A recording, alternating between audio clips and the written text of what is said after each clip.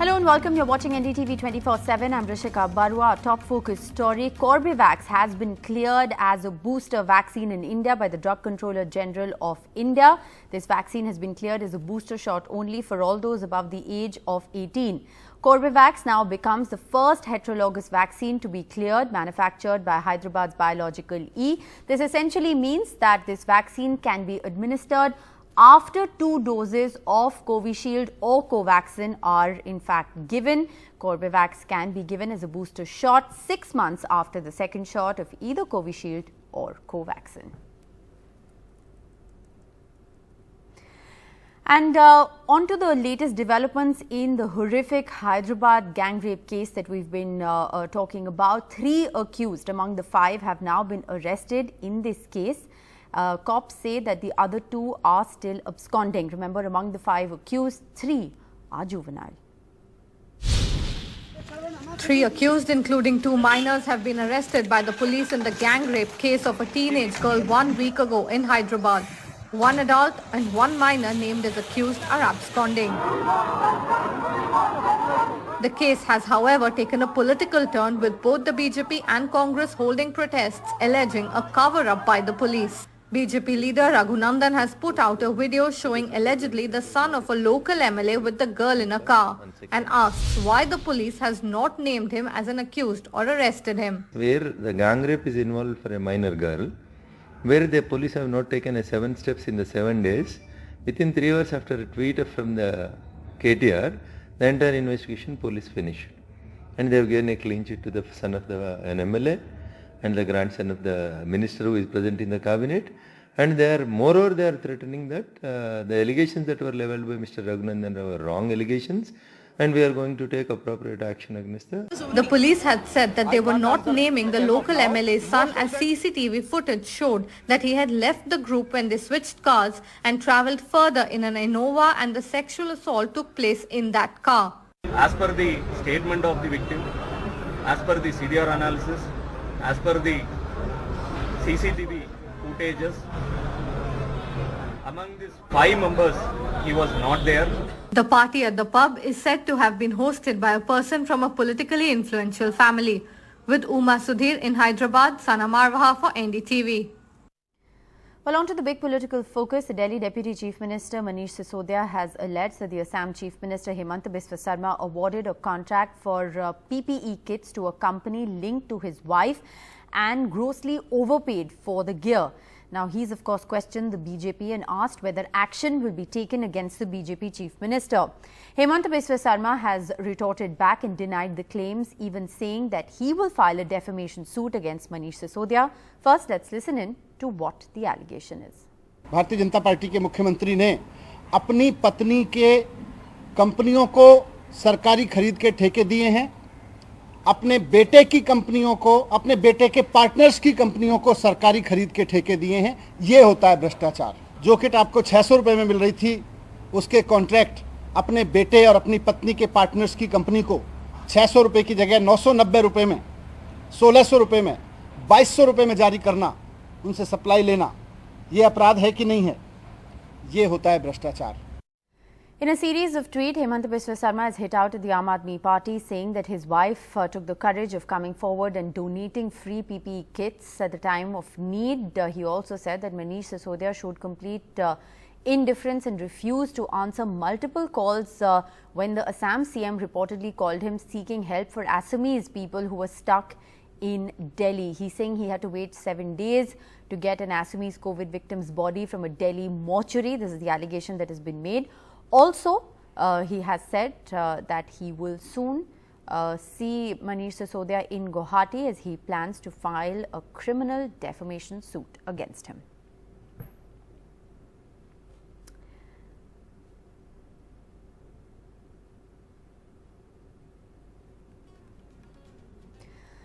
The targeted killings and attacks on Kashmiri Pandits and non-locals continues unabated in Kashmir. In Jammu, government employees took to the streets to protest against the killings in the valley. This as the government has decided to move the Kashmiri Pandits to a safe location, but within the valley, not giving in to their demands of a safe passage to Jammu. Fears stricken labourers in Shopian after a second targeted attack on migrant workers in the valley within 24 hours. 4 labourers were injured on Friday evening after terrorists lobbed a grenade on the labourers at Zanpura in Aglar village. This came a day after a labourer was killed in Budgam and another was injured. The labourers say they don't feel safe and have decided to leave.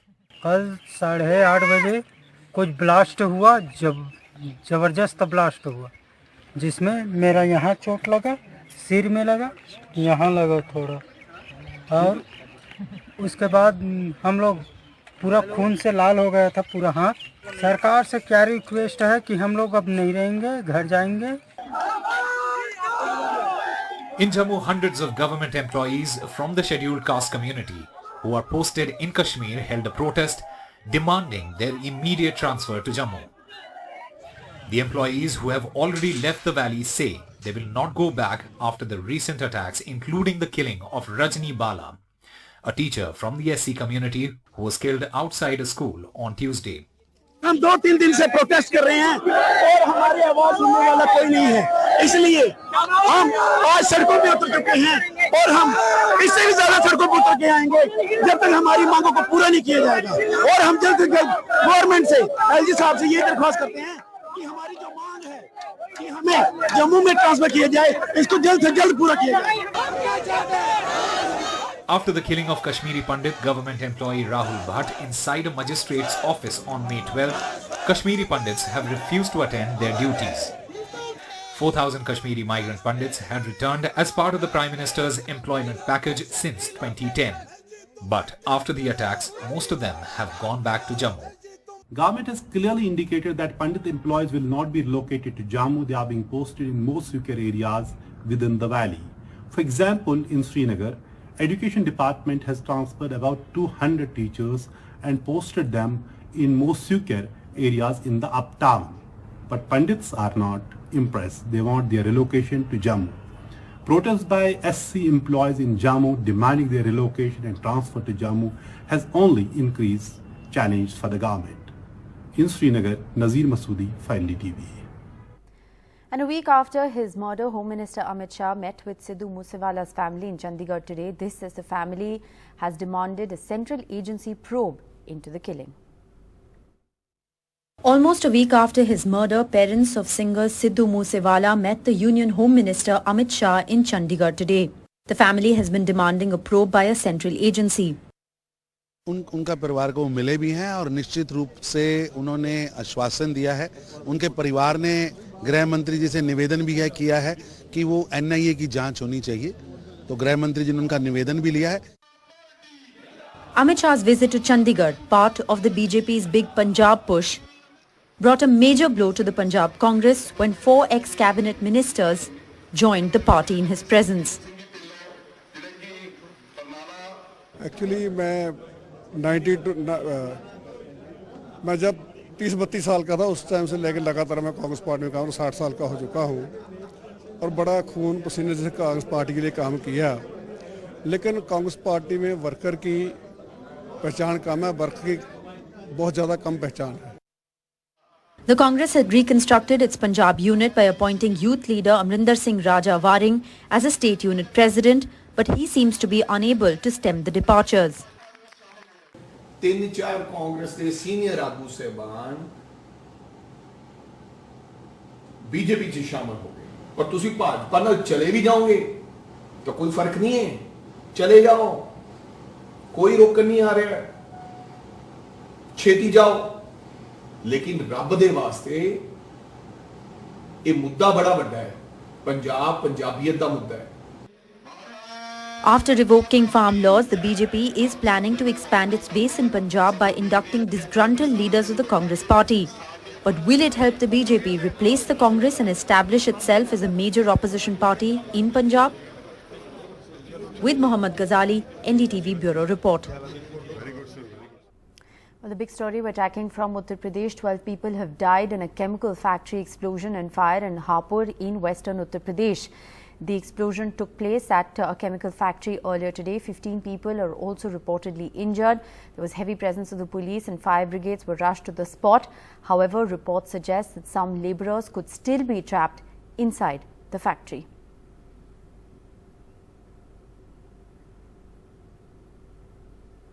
The Uttar Pradesh police has registered a case against more than 1,500 people in the violence that took place after Friday prayers in Kanpur.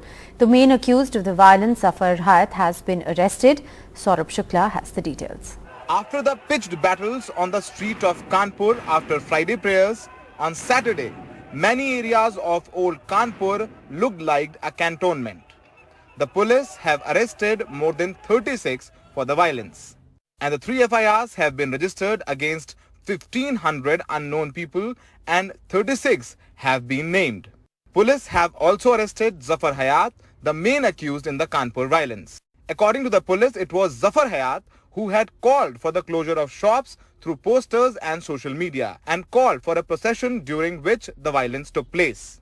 देखिए कल इसमें जो थे मौके से ही 18 लोगों को गिरफ्तार किया गया था। आज जो मुख्य साजिशकर्ता जो सामने आया था हाय जफर हाशमी, जो कि राष्ट्रीय अध्यक्ष है MM जौहर फैंस एसोसिएशन का, और उसके 3 साथी, इनको आज लखनऊ से गिरफ्तार किया गया है। The police say that they have imposed the Tough Gangster Act and National Security Act against the accused, and they will demolish the properties of those responsible for the violence. जो घटना हुई थी उसमें त्वरित कार्रवाई करते हुए स्थिति को नियंत्रण में लाया गया। अब वहाँ जितने भी उपद्रवी हैं और उस उपद्रव के पीछे जो षड्यंत्रकारी हैं उनकी पहचान वहाँ जो उपलब्ध वीडियो है उसके जरिए कराया जा रहा है। इन उपद्रवियों की पहचान होगी, इन पर गैंगस्टर की कार्रवाई होगी। Let's understand how the violence erupted in Kanpur. On May 26th, BJP spokesperson Nupur Sharma made remarks against Prophet Muhammad. On May 27, Zafar Hayat calls for a Bandh in Kanpur.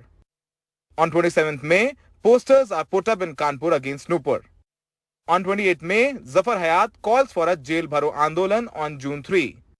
On 29th May, Zafar Hayat holds meeting with the Muslim groups to plan the protest. On June 1, Hayat defers Jail Bharo agitation till 5th June. On 3rd June, violence and stone pelting over the closure of shops after Friday prayers. On June 3, 13 policemen and more than 30 injured in the violence. From the site of the violence, along with PM Narendra Modi, Governor Anandiben Patel and CM Yogi Adityanath, clearly the Kanpur violence is a big intelligence failure of the police. In Kanpur, with Arun Agrawal, Saurabh Shukla for NDTV. And 2 advertisements for a body spray have come under fire after social media users and viewers say that they promote rape culture. Huge controversy has erupted after these ads have aired on television and have gone viral on social media. The ministry has ordered Twitter and YouTube to take down these controversial body spray ads with rape jokes immediately. This after the Advertising Standards Council of India said that the ads are in serious breach of their code and against public interest. The advertisement watchdog suspended the 2 ads pending an investigation after several viewers flagged the content saying they promote rape and are disrespectful towards women. With that, we're slipping into a short break. More news on the other side. Stay with us.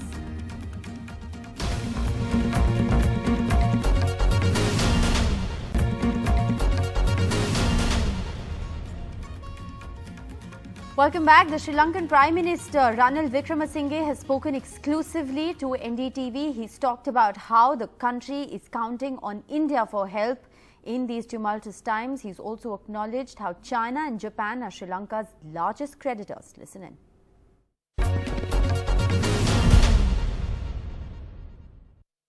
So is Sri Lanka counting more help from India till the check arrives from the IMF? We are counting for help from India. They will be the major country that will be helping us. There will be others, but India has done most of the work for us. There are a lot of allegations, or even for that matter, it's a fact of the matter. You have several of the ministers, parliamentarians and, activists. I'm talking about economists as well, where they say one of the reasons why Sri Lanka is today in this state is also because of China. Do you agree with that? No, there is the Chinese, the debt, but China is and Japan are the two largest creditor nations as far as we are concerned. The issue on China is whether Chinese loans were used on economically viable projects. Well, the issue there is that the projects were decided by Sri Lanka. So Sri Lanka made a mistake, is what you're saying? Well, I think we should have controlled it and put more of our money into developing the sectors of the economy. When you're talking about the kind of projects that you'll choose, Sri Lanka has a very strange fiscal economy, because the minute that the country faces trouble, when you know there is trouble coming, you'll immediately either sell the assets, key government assets, or privatize. For example, the recent Sri Lankan Airlines. Why is that? Why do you sell Air India? The same reason. Okay. No, but I wanted to... Oh yeah, Air India was making so much of losses, you just couldn't turn it around. No, but we have the same issue, and our economy is crumbling, so we couldn't support it anymore.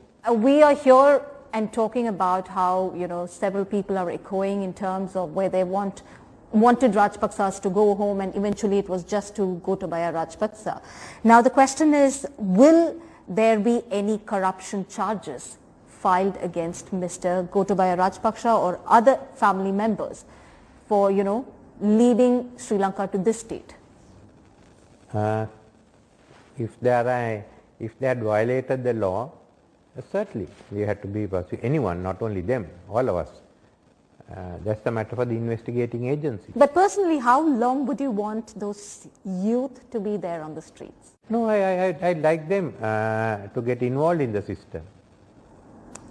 When you say involved in the system, how? Come in, take part in the committees, we have said, be able to have a dialogue with the government and the people.